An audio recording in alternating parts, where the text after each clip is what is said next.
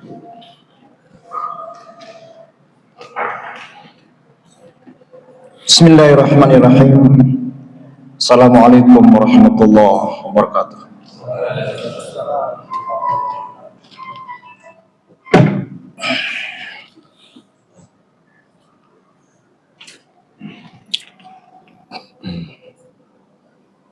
Allahu Akbar,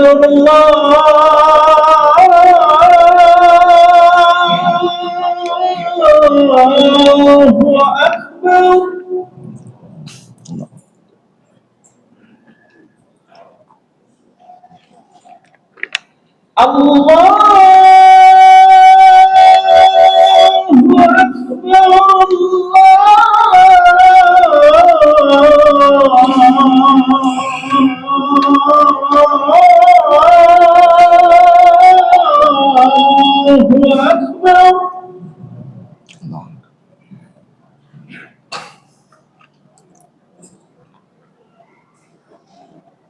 Ashhadu an la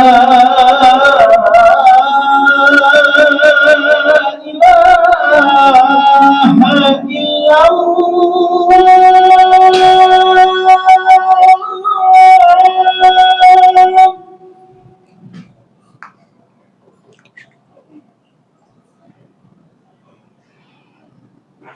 Ashhadu an la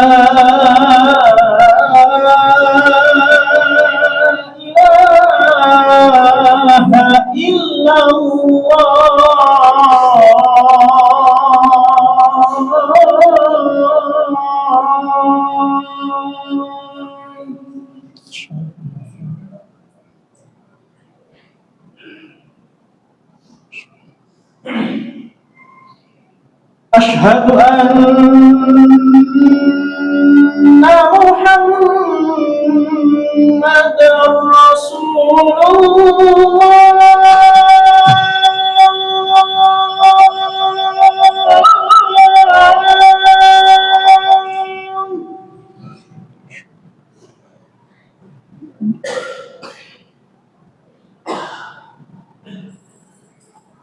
Ashhadu anna Muhammadar Rasulullah.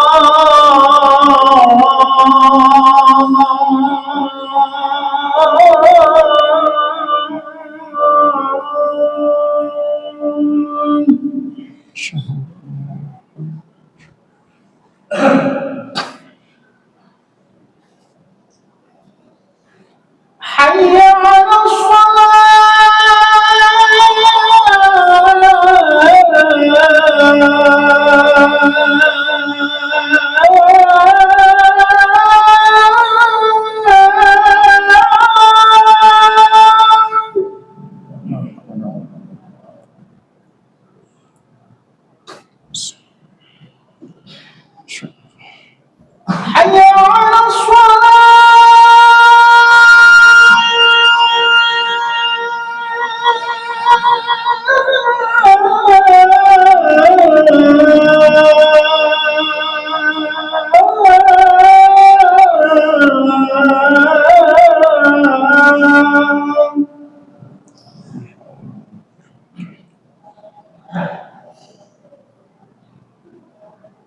Hayya 'alas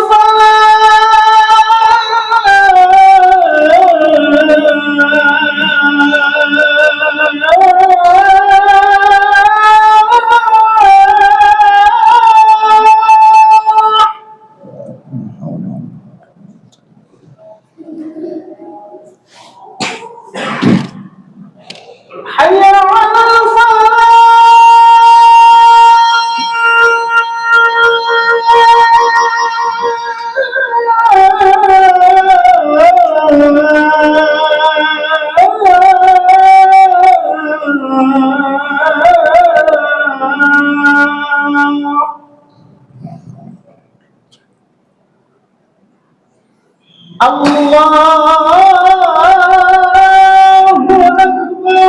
Allahu Akbar. La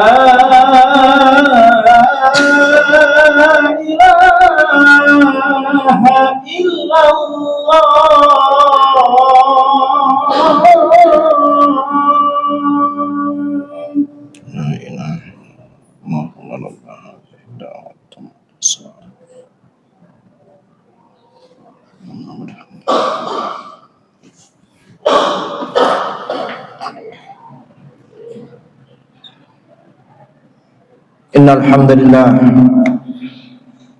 nahmaduhu wa nasta'inuhu wa nastaghfiruh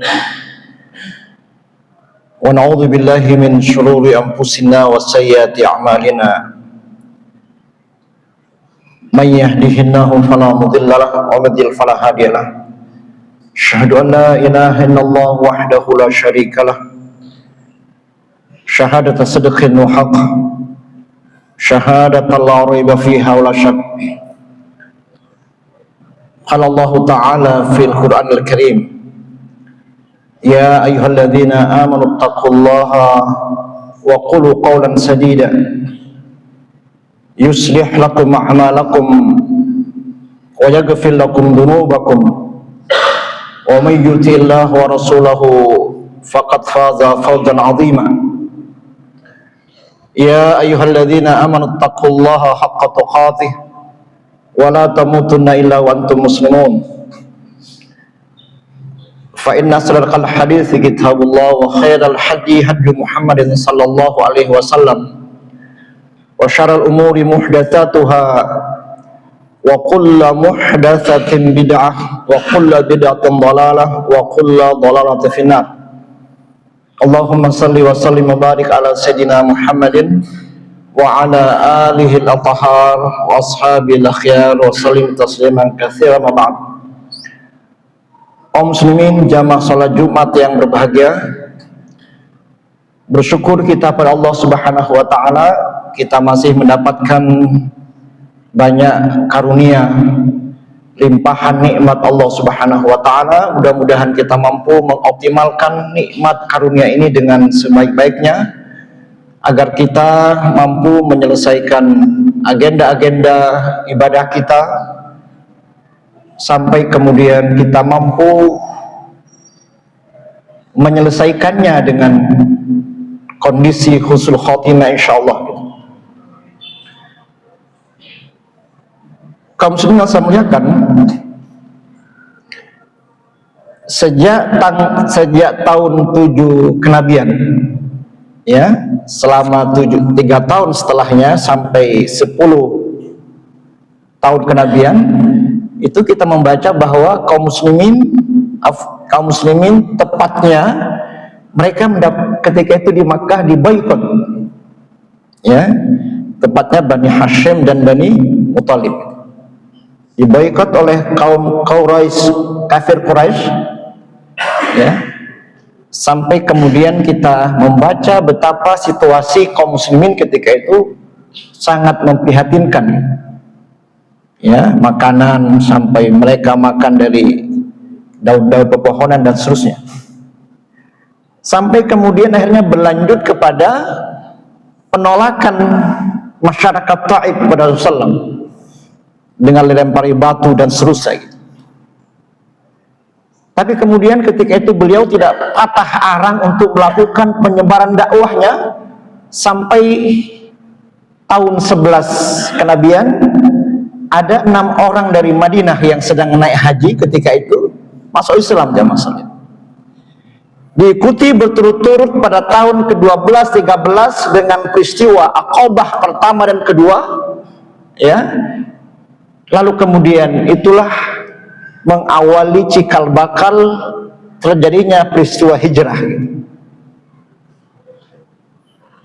Jadi sekali lagi kalau kita ringkaskan sejarah ini, ya, proses dakwah Rasulullah mengalami masa-masa yang sangat luar biasa ketika mulai tahun 7, 8, 9 sampai puncaknya beliau hijrah ke Madinah, ya maksudnya.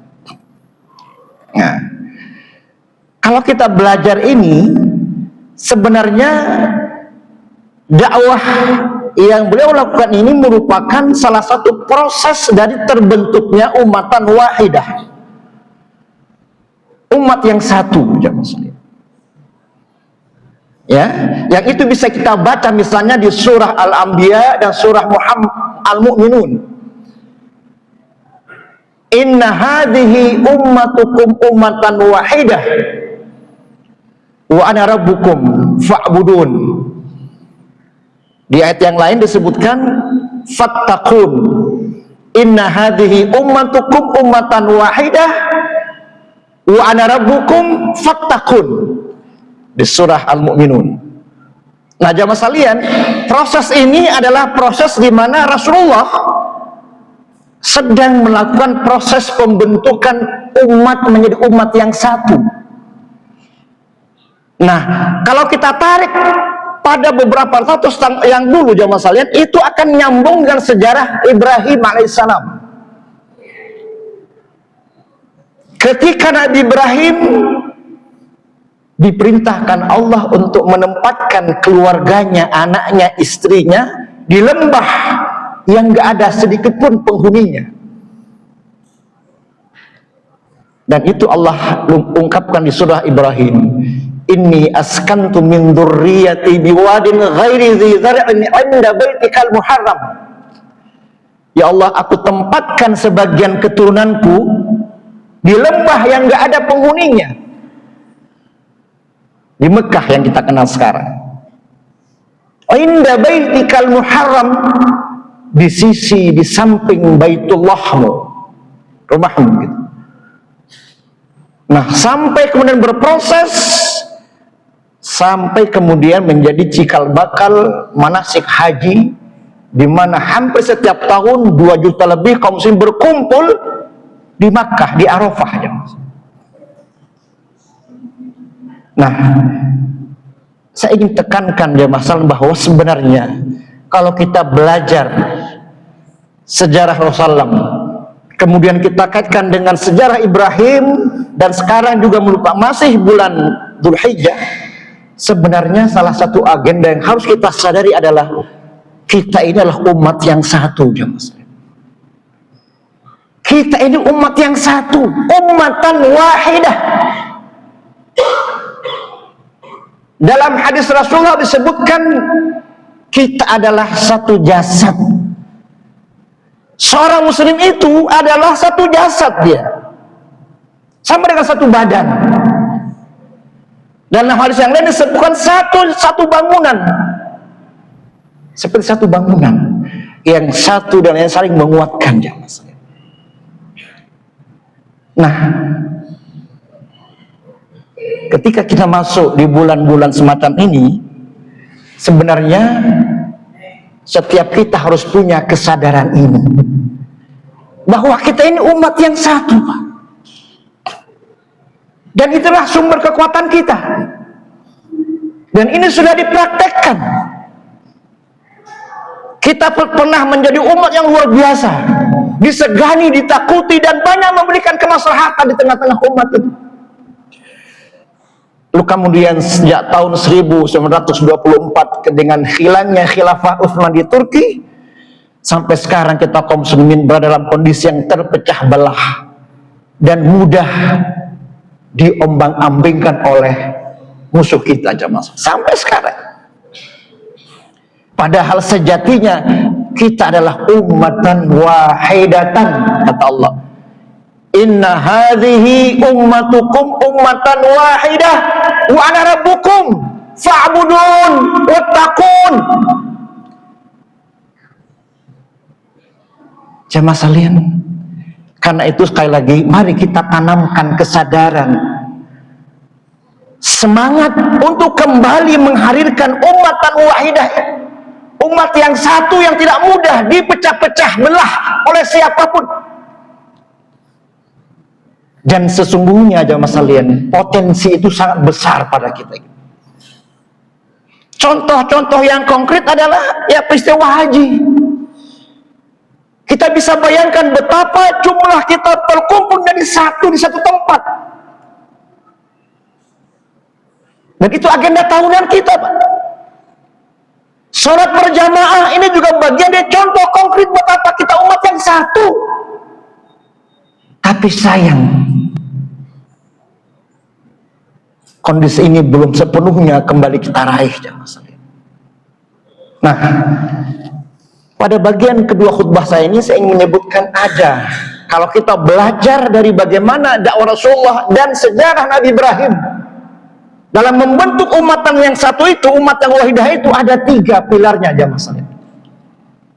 Kalau kita ingin kembali meningkatkan, menghadirkan kesadaran agar kita muncul kembali umat yang satu ini, entah sampai kapan Pak terjadi itu, tapi yang jelas harus muncul dulu kesadaran. Kalau kita nggak sadar, nggak mungkin terwujud. Ada 3 pilarnya, jamaah sekalian. Kalau kita belajar Nabi Ibrahim dan Nabi Muhammad SAW, ini 2 nabi yang Allah sebutkan uswatun hasanah. Dalam Al-Quran hanya 2 nabi yang disebutkan menggunakan lafaz uswatun hasanah, Rasulullah dan Nabi Ibrahim. Mari kita lihat bagaimana mereka berdua mencontohkan untuk membentuk umatan wahidah itu. Ada 3 pilarnya, jamaah sekalian. Ada 3 pilarnya. Pilar yang pertama adalah, unsur yang pertama adalah, kalau kita ingin menyadari, ingin kembali membangkitkan semangat untuk wujudnya umatan wahidah, umat yang satu itu, pertama adalah setiap kita harus memiliki orientasi dan tujuan yang sama, Pak. Ini agenda yang paling berat, menyatukan orientasi dan obsesi kaum muslimin sama, gitu. Menyamakan ini, gitu. Jamaah sekalian, coba kita baca di surah An-Nisa 125. Salah satu ayat yang menyatakan kita ini harus punya visi dan misi yang sama. Kata Allah, "Wa man ahsanu dinan mimman aslama wajhahu ilallah wa huwa muhsinun wattaba'a millata Ibrahim hanifa wattakhadallahu Ibrahim khalila." Ini salah satu ayat yang menjadi pilar bagi tegaknya umatan wahidah. Apa kata Allah, jamaah sekalian? Waman ahsanu dinan. Siapakah yang paling baik pengabdiannya, agamanya, daripada orang yang hanya semata-mata mengarahkan orientasinya, tujuan hidupnya lillah, hanya semata-mata pada Allah. Wattaba'a millata Ibrahim, dan mengikuti ajaran tuntunan milah Nabi Ibrahim. Jamaah sekalian, ini yang kita sebut dengan tauhid, akidah, keimanan. Dan ini tantangan terberatnya di sini, Pak. Kenapa kita sulit bersatu? Padahal contohnya sudah jelas. Karena biasanya kepentingan kita di atas kepentingan tujuan dan orientasi hidup kita. Ada banyak orang-orang yang begitu awal dia berjuang, begitu dia dapatkan sesuatu berubah tujuannya, jamaah sekalian. Sulit, tapi harus kita lakukan. Dalam ayat yang lain disebutkan setiap orang memiliki wijhatun, arah. Dan itu arah inilah sekarang yang kita bisa dipecah-pecah, Pak. Bayangkan, Pak, agenda Palestina nggak kelar-kelar, padahal jumlah kita banyak sekali. Kenapa? Karena kepentingan, jamaah sekalian. Baik, itu yang pertama, Pak. Memang agak berat, tapi tidak apa-apa. Yang penting kita punya keinginan yang sama untuk memperbaiki orientasi dan tujuan hidup kita. Hanya semata-mata pada Allah Subhanahu wa Ta'ala. Jabatan apapun bentuknya, semuanya disesuaikan dengan orientasi ini. Itu yang pertama. Yang kedua, jamaah sekalian, pilar yang kedua bagi terwujudnya umatan wahidah adalah ternyata adalah membentuk, mengokohkan rumah tangga, jamaah sekalian.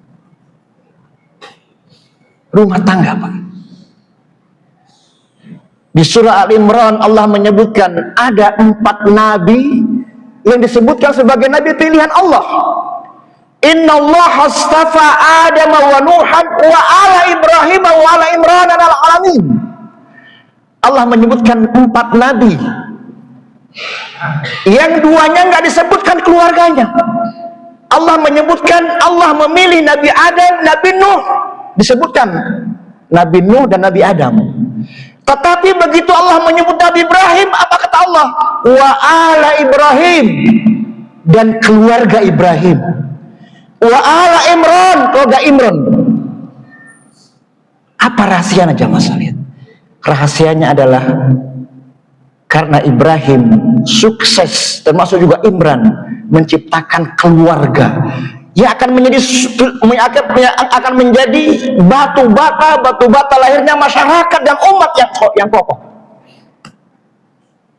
Jadi masyarakat ini jamaah sekalian, umat ini salah satu yang menjadi kuncinya adalah keluarga kita, Pak.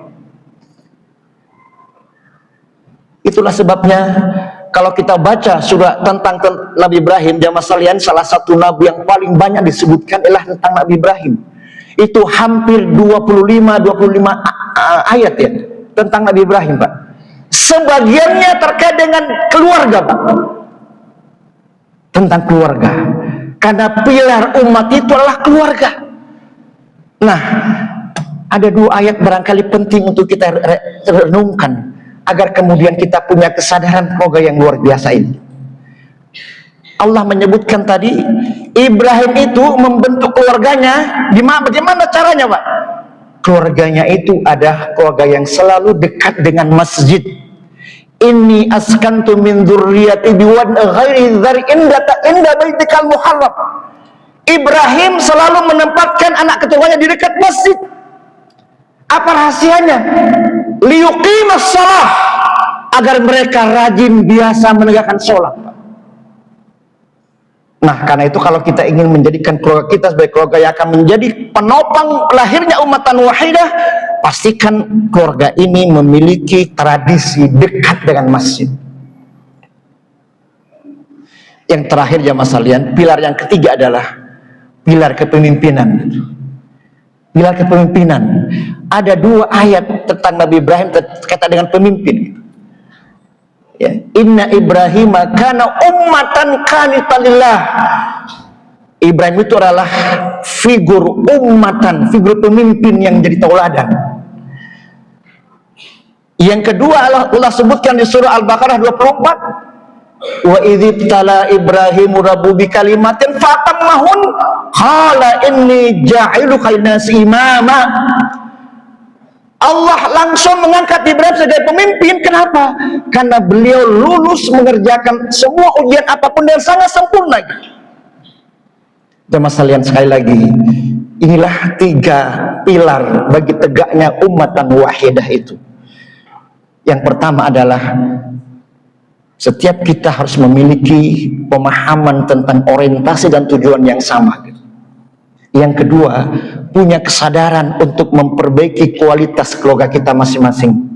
Dan yang ketiga adalah menghadirkan pemimpin yang punya karakter ketakwaan, bukan karakter yang dipoles dengan pencitraan, tapi karakter yang memang punya rekam jejak yang luar biasa, yang akan mampu memberikan keteladanan dan mendatangkan kemaslahatan yang banyak bagi umat, bukan pemimpin yang banyak menyusahkan umat, Pak, yang barangkali sekarang kita sedang rasakan. Aku luka Astagfirullahaladzim.